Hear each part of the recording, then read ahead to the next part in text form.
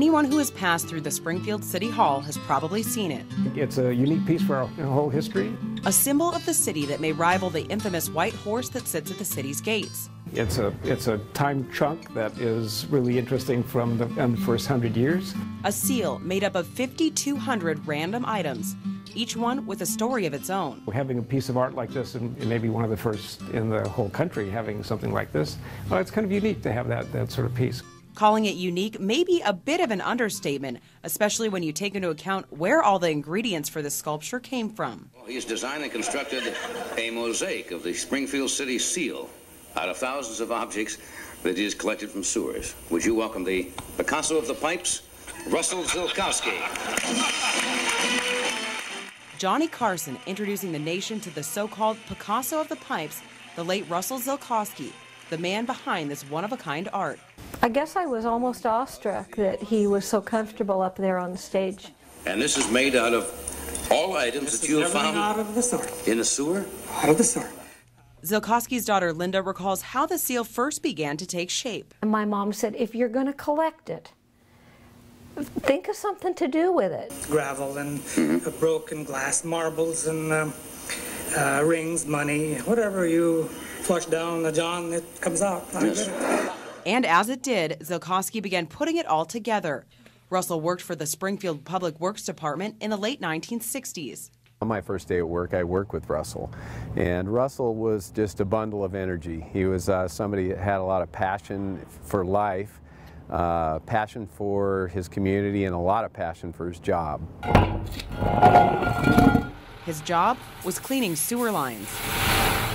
As the water and pressure go through them lines, they scour them just like, well, you could eat soup out of them. You don't... So you could eat soup out of them, not me. Crews would place a basket down in the manhole to collect items that hoses knocked off. Some of it had been stuck down there for decades. It's a trick crews still use today. Not the best catch of the day, so it would have been a slow day for Russ. Russell, though, was likely the first person who thought to put these commode cast-offs to use, taking all of his junk from the John and turning it into sewer art.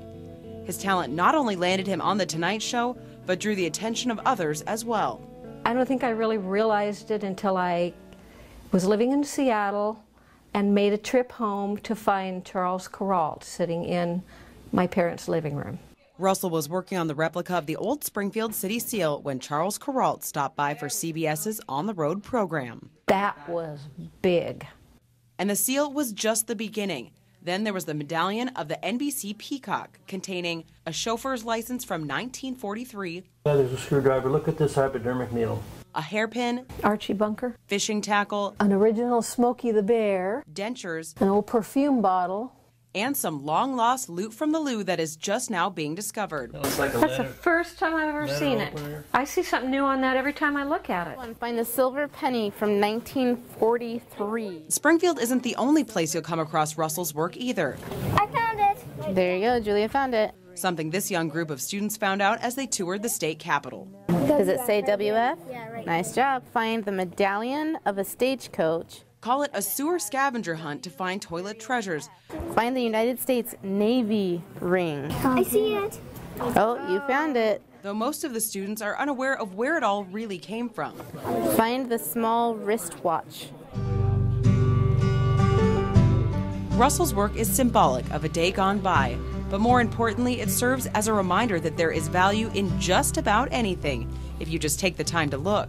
Life's too short, and Russell was always busy and always inspiring. The hidden gems of the world can sometimes be found in places you'd never think to look. In Springfield, Heather Hinsey, KEZI 9 News.